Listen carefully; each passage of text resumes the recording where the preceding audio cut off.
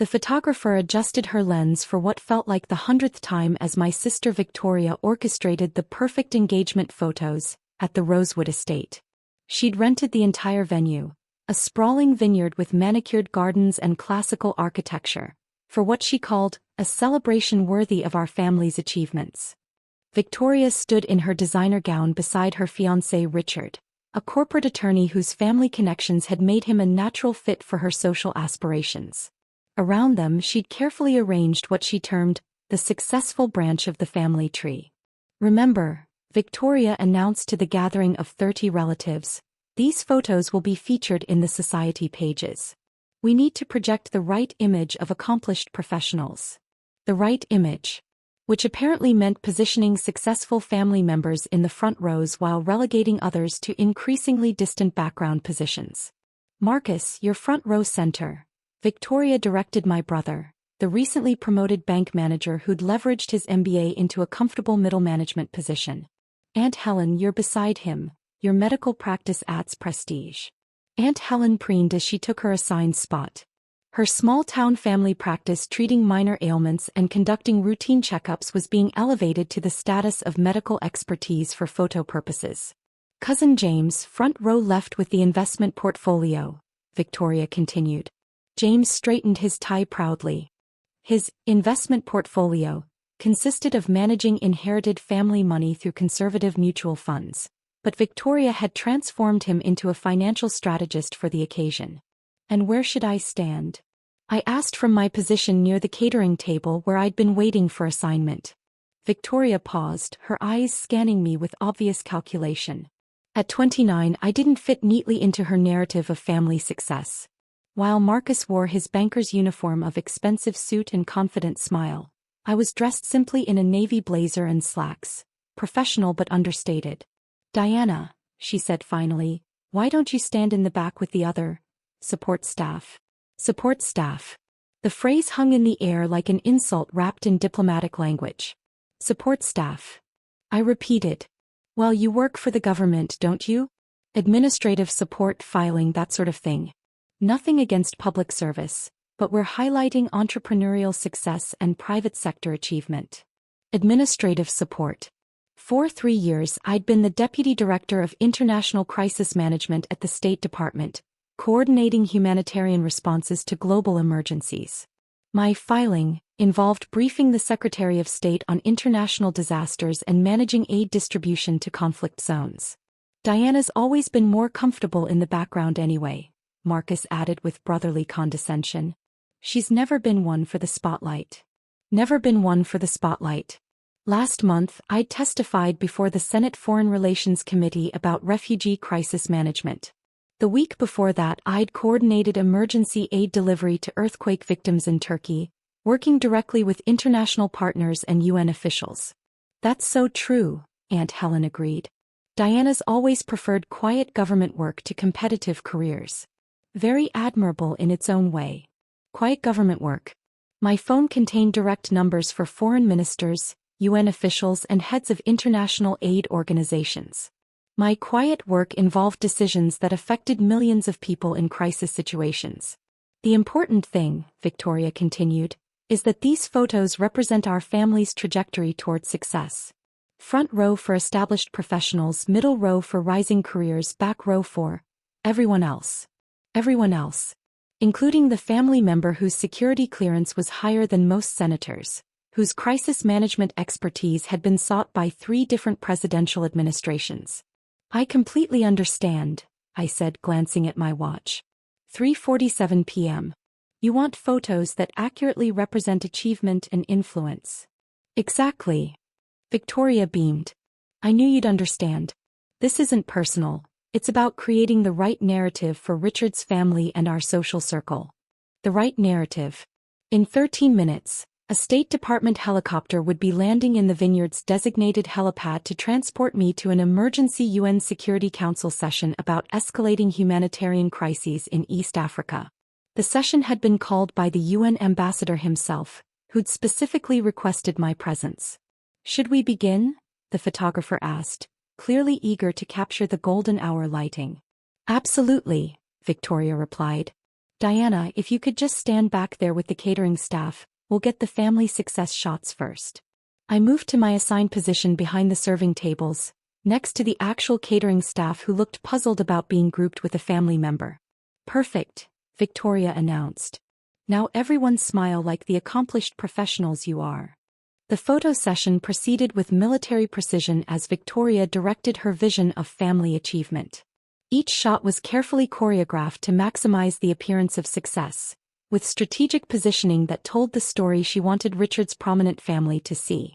Beautiful, the photographer called out, capturing the front row of supposed high achievers. Now let's do some individual shots of the core family members. Core family members. The phrase stung more than Victoria probably intended, though given her talent for social precision, perhaps it was exactly as intended. Marcus, step forward with your banking credentials, Victoria instructed. The lighting is perfect for capturing executive presence. Marcus posed confidently, his recent promotion to assistant branch manager transformed into executive leadership through careful camera angles and dramatic lighting.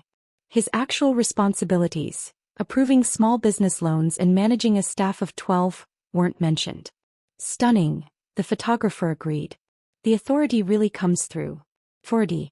While Marcus exercised authority over small-town banking decisions, my current project involved coordinating international aid worth $200 million across 14 countries. Aunt Helen, your turn, Victoria called. Let's emphasize the medical expertise.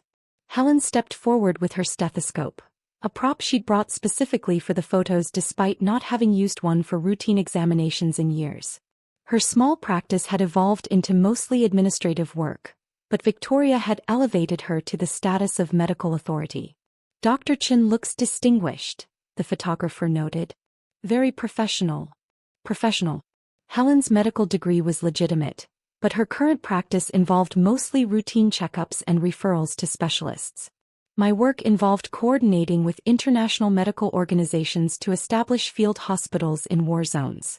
Now James with the investment backdrop, Victoria directed, positioning our cousin in front of a decorative pillar that suggested financial gravitas. James adjusted his tie and tried to look like someone who managed significant wealth rather than someone who'd inherited a modest portfolio and paid financial advisors to maintain it through conservative strategies. The confidence is perfect, the photographer said. Very Wall Street. Wall Street. James had never worked in finance professionally, but his inherited investments had been transformed into expertise through Victoria's careful narrative construction. I remained in my assigned position near the catering table, watching my family members pose as more successful versions of themselves while I was categorized as support staff. The irony wasn't lost on me that the person with the highest security clearance, most international responsibility and greatest impact on global affairs was considered the least worthy of inclusion in success photos. Let's get some extended family shots now, Victoria announced. Core group in front, supporting members in middle rows, everyone else filling in the background. Everyone else. The family member who'd briefed foreign ministers and coordinated with heads of state was grouped with everyone else. My phone buzzed discreetly. A text from my State Department liaison. Helicopter ETA 8 minutes. UN Security Council emergency session confirmed for 5 p.m. Ambassador Stevens personally requested your crisis management briefing. 8 minutes.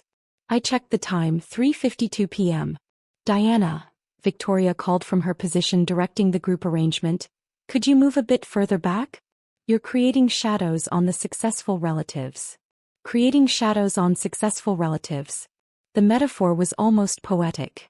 Of course, I replied, stepping back another few feet. Perfect. Victoria beamed. Now we have clear definition between achievement levels. Achievement levels. Like the achievement of coordinating humanitarian aid that had saved thousands of lives. Like the achievement of preventing international crises from escalating into regional conflicts. Like the achievement of being trusted by world leaders to manage situations that could destabilize entire regions. This is exactly the image we want, Richard said approvingly. Clear hierarchy of professional success. Professional success. His law practice specialized in corporate contracts for mid-level businesses. My professional success involved preventing international humanitarian disasters. Another text arrived. Helicopter approaching. Secure location confirmed. Thank you for expediting departure from family event. 5 minutes. One more group shot, the photographer suggested. This lighting is extraordinary. The lighting was indeed extraordinary. Golden hour sun slanted across the vineyard, creating dramatic shadows and highlighting the careful arrangement of my family's manufactured success story. In 5 minutes, that lighting would also illuminate a State Department helicopter landing in their exclusive photo session. The sound began as a distant rumble, barely noticeable over the photographer's directions and family chatter. But within seconds, the unmistakable rhythm of helicopter blades grew loud enough to interrupt the photo session entirely. What's that noise? Richard asked, looking around the vineyard with concern. The rumble intensified, and suddenly a black helicopter with official State Department markings appeared over the tree line, heading directly toward the Rosewood Estate's designated landing area. Is that a military helicopter? Marcus asked, his banking expertise offering no framework for understanding government aircraft. The photographer lowered her camera as the helicopter circled once before beginning its descent onto the manicured helipad that was normally used for wealthy guests' private aircraft. Why would a government helicopter be landing here? Victoria's voice carried a note of panic, as if her perfect photo session was being invaded by forces beyond her control.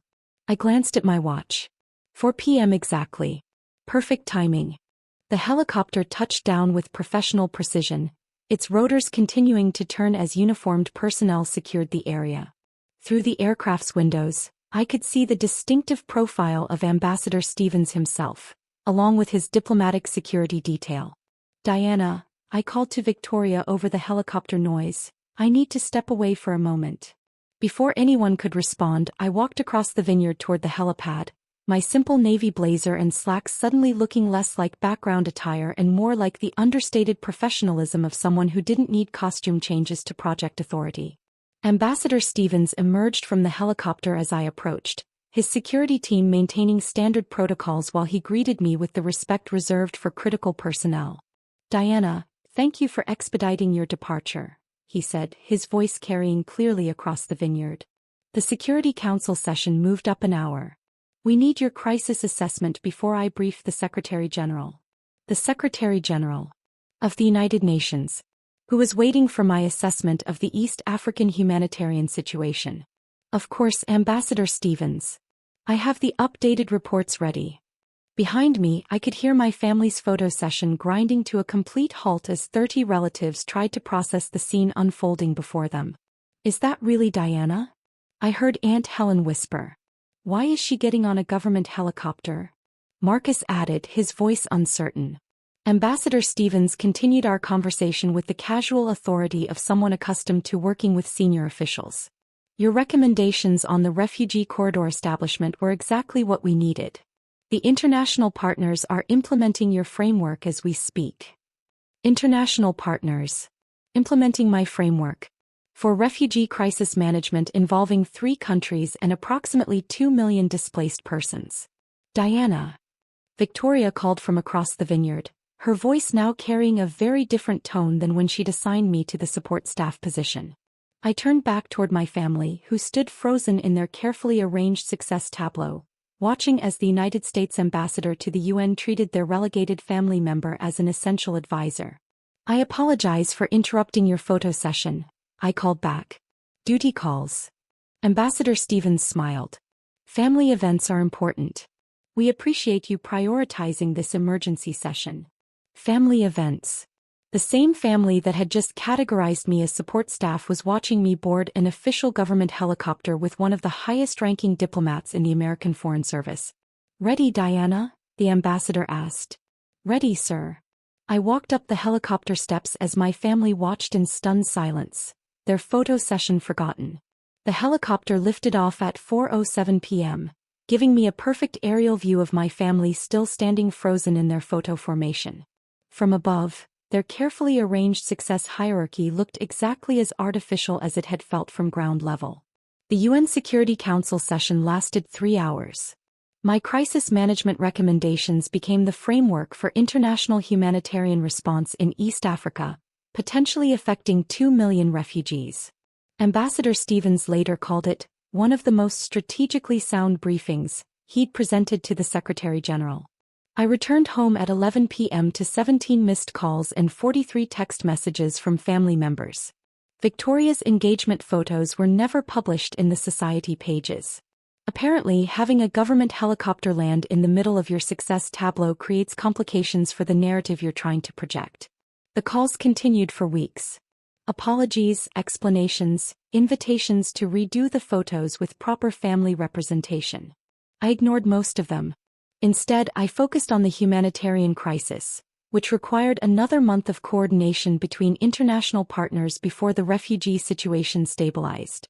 6 months later, I received an invitation to Victoria's wedding.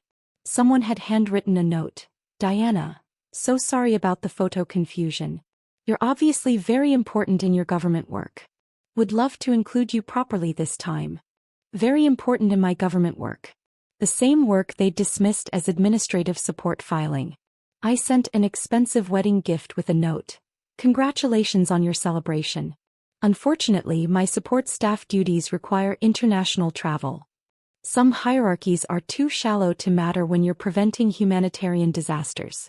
The photos they never got would have been far less interesting than the helicopter footage.